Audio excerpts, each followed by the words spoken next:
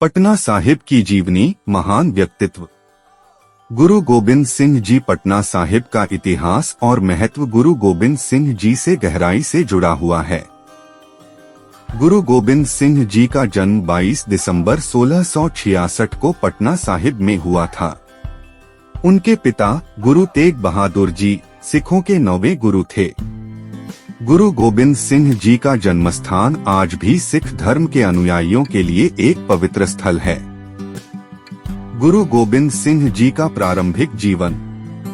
गुरु गोबिंद सिंह जी का प्रारंभिक जीवन पटना साहिब में बीता, जहां उन्होंने अपनी प्रारंभिक शिक्षा प्राप्त की। उनके बचपन के दिनों में ही उनके पिता गुरु तेग बहादुर जी को मुगल शासक औरंगजेब के धार्मिक उत्पीड़न के खिलाफ संघर्ष करने के कारण शहीद कर दिया गया। इस घटना ने गुरु गोबिंद सिंह जी के जीवन पर गहरा प्रभाव डाला और उन्हें एक योद्धा और आध्यात्मिक नेता के रूप में उभरने के लिए प्रेरित किया। गुरु गोबिंद सिंह जी ने अपने जीवन में कई महत्वपूर्ण कार्य किए, जिनमें से प्रमुख हैं खालसा पंथ की स्थापना। गुरु गोबिंद सिंह जी ने 1699 में बैसाखी के दिन आनंदपुर साहिब में खालसा पंथ की स्थापना की। उन्होंने सिखों को 5 ककार धारण करने का निर्देश दिया, जो खालसा पंथ के प्रतीक हैं। खालसा पंथ की स्थापना सिखों को आत्मरक्षा के लिए संगठित करने और धार्मिक उत्पीड़न के खिलाफ संघर्ष करने के लिए की गई थी। ग्रंथ साहिब को गुरु का दर्जा। गुरु गोबिंद सिंह जी ने सिख धर्म के पवित्र ग्रंथ गुरु ग्रंथ साहिब को सिखों का अंतिम और शाश्वत गुरु घोषित किया। उन्होंने कहा कि गुरु ग्रंथ साहिब में सिख धर्म की सभी शिक्षाएं निहित हैं और इसे सिखों का मार्गदर्शक माना जाएगा। संघर्ष और बलिदान। गुरु गोबिंद सिंह जी का जीवन संघर्ष और बलिदान से भरा हुआ था। उन्होंने मुगलों और अन्य शासकों के खिलाफ कई युद्ध लड़े और सिखों को आत्मरक्षा के लिए संगठित किया। उनके 4 पुत्रों ने भी धर्म और सत्य की रक्षा के लिए अपने प्राणों की आहुति दी। गुरु गोबिंद सिंह जी की शिक्षाएं और योगदान। गुरु गोबिंद सिंह जी ने सिख धर्म को एक संगठित और सशक्त धार्मिक और सामाजिक संरचना दी। उन्होंने धार्मिक सहिष्णुता, सत्यनिष्ठा और न्याय के सिद्धांतों का प्रचार किया। उनके नेतृत्व में सिख समुदाय ने आत्मरक्षा और धार्मिक स्वतंत्रता के लिए संघर्ष किया और इस संघर्ष में असीम बलिदान दिए।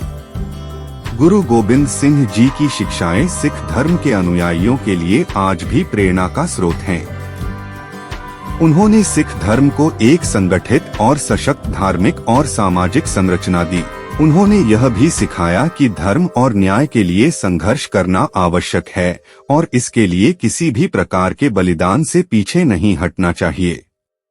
माता गुजरी जी। गुरु गोबिंद सिंह जी की माता गुजरी जी का भी पटना साहिब से गहरा संबंध था। माता गुजरी जी का जीवन संघर्ष, बलिदान और धार्मिकता का प्रतीक है। उन्होंने अपने पुत्र के साथ कठिनाइयों का सामना किया और अपने परिवार के साथ धार्मिक संघर्ष में महत्वपूर्ण भूमिका निभाई। माता गुजरी जी का जीवन।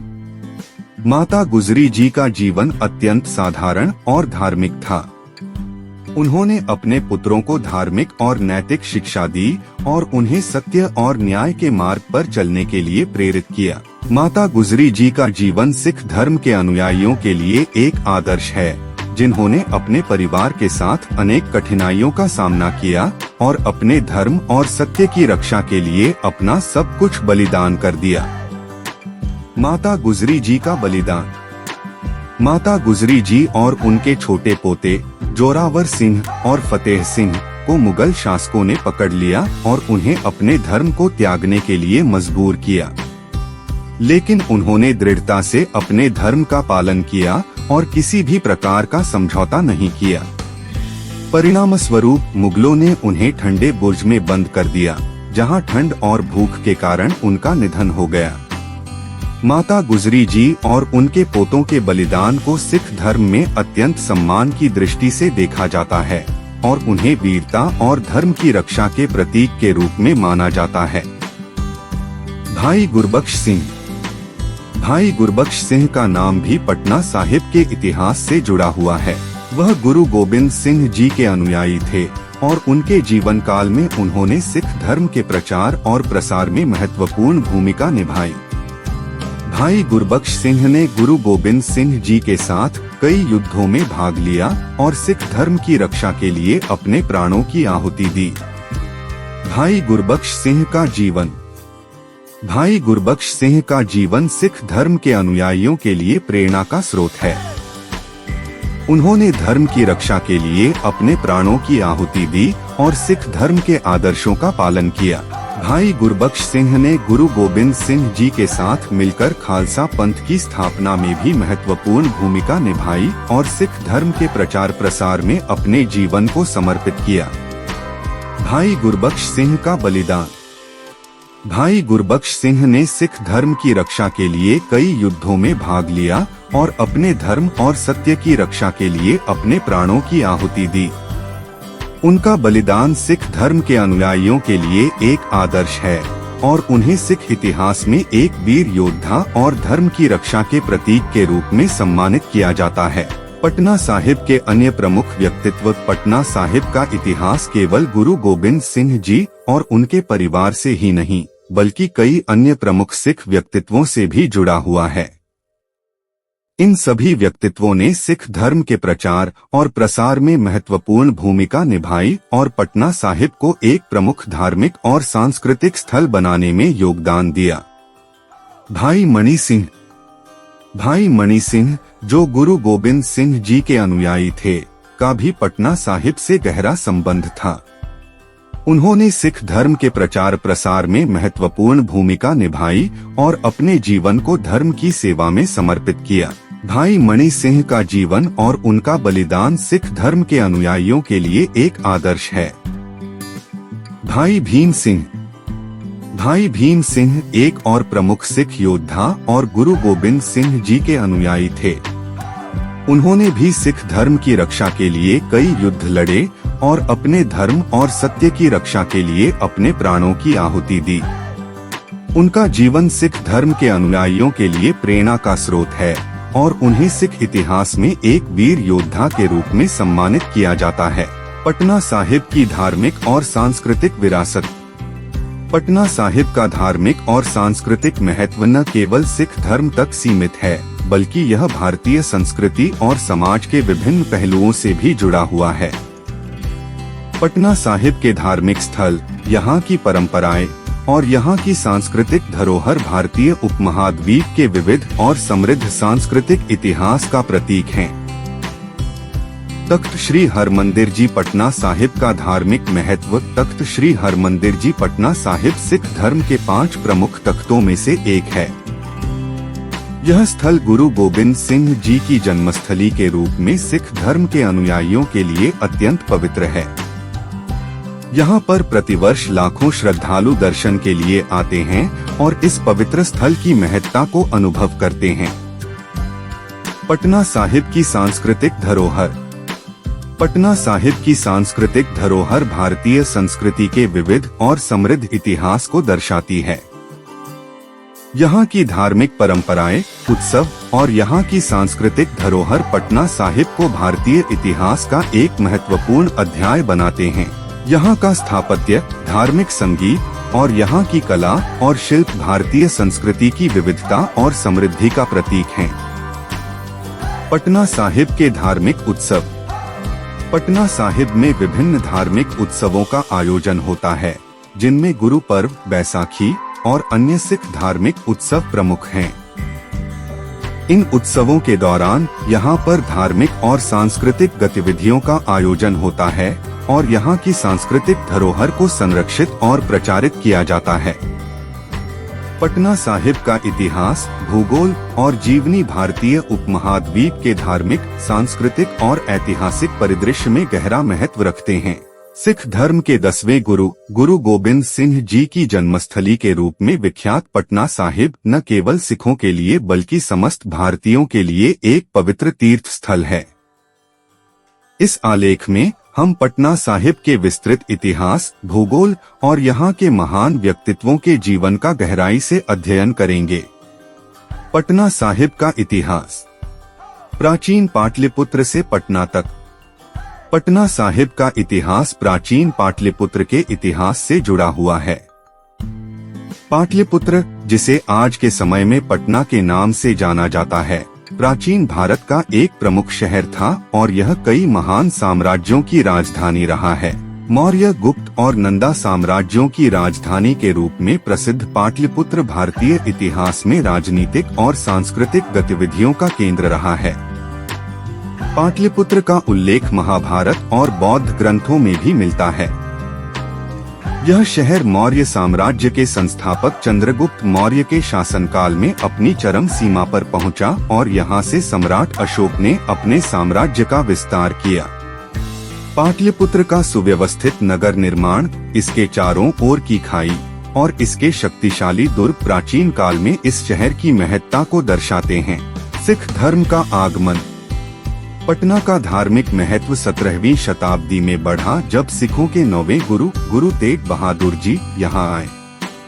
उन्होंने यहाँ कुछ समय बिताया और उनके पुत्र गुरु गोबिंद सिंह जी का जन्म 22 दिसंबर 1666 को पटना साहिब में हुआ।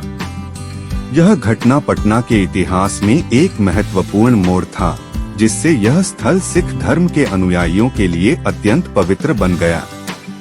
गुरु गोबिंद सिंह जी के जन्म के बाद उनके माता पिता गुरु तेग बहादुर और माता गुजरी जी उन्हें पटना में छोड़कर पंजाब लौट गए।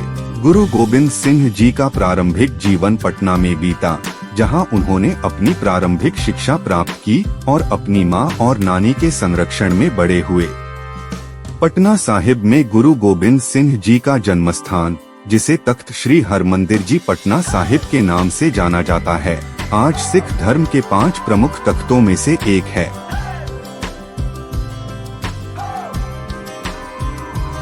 गुरु गोबिंद सिंह जी का प्रारंभिक जीवन।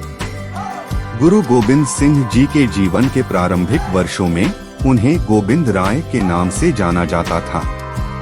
उनके बचपन के दिनों में उन्होंने कई धार्मिक और साहित्यिक गतिविधियों में भाग लिया। पटना में ही उन्हें संस्कृत, फारसी और गुरुमुखी भाषाओं का ज्ञान प्राप्त हुआ। वे शस्त्र विद्या में भी निपुण थे और उन्होंने बचपन से ही वीरता और धार्मिकता का पाठ सीखा। गुरु गोबिंद सिंह जी का बचपन कई महत्वपूर्ण घटनाओं से भरा हुआ था। उनके पिता गुरु तेग बहादुर जी ने दिल्ली में मुगल सम्राट औरंगजेब के अत्याचारों के खिलाफ आवाज उठाई और अंततः शहीद हो गए। इस घटना ने गुरु गोबिंद सिंह जी के जीवन पर गहरा प्रभाव डाला और उन्हें एक योद्धा और आध्यात्मिक नेता के रूप में आगे बढ़ने के लिए प्रेरित किया। तख्त श्री हरमंदिर जी पटना साहिब का निर्माण। गुरु गोबिंद सिंह जी के जन्मस्थान पर एक छोटे से मंदिर का निर्माण उनके जीवन काल में ही शुरू हो गया था, लेकिन इसका विस्तार और मौजूदा संरचना का निर्माण बाद के समय में हुआ। 19वीं शताब्दी में महाराजा रणजीत सिंह ने इस गुरुद्वारे का पुनर्निर्माण और विस्तार किया। तख्त श्री हरमंदिर जी पटना साहिब सिख धर्म के 5 प्रमुख तख्तों में से एक है और यह सिखों के लिए एक महत्वपूर्ण तीर्थ स्थल है। यह गुरुद्वारा अपनी भव्य वास्तुकला और धार्मिक महत्ता के लिए प्रसिद्ध है।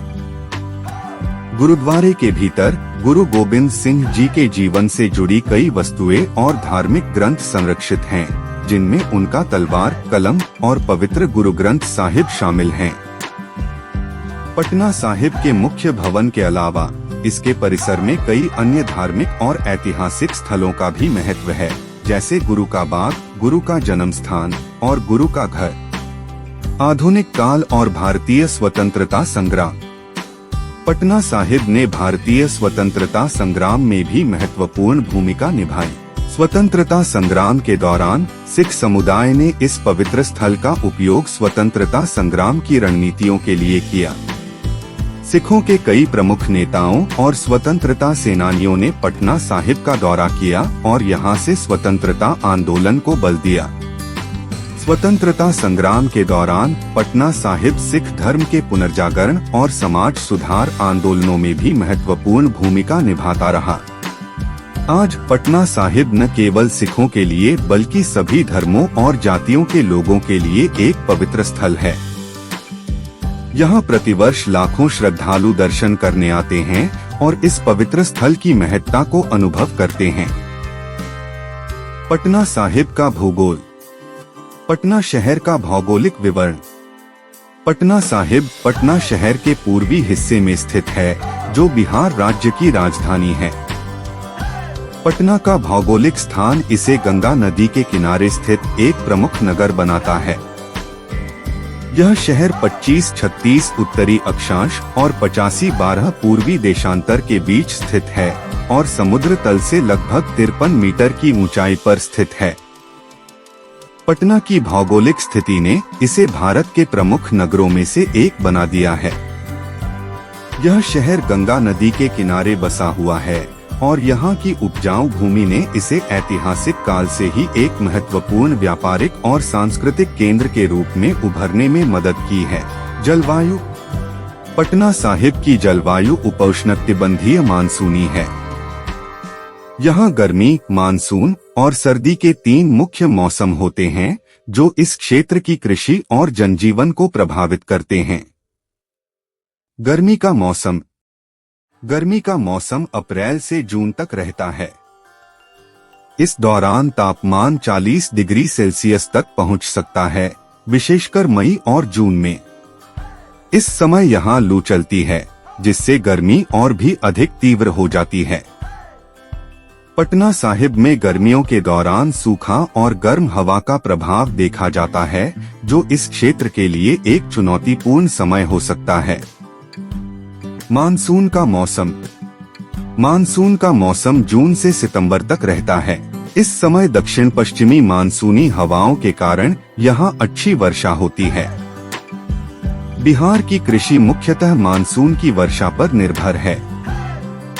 मानसून के दौरान पटना साहिब और उसके आसपास के क्षेत्र में कई बार बाढ़ की स्थिति उत्पन्न हो जाती है, विशेषकर गंगा नदी के किनारे बसे क्षेत्रों में। सर्दी का मौसम। सर्दी का मौसम नवंबर से फरवरी तक रहता है।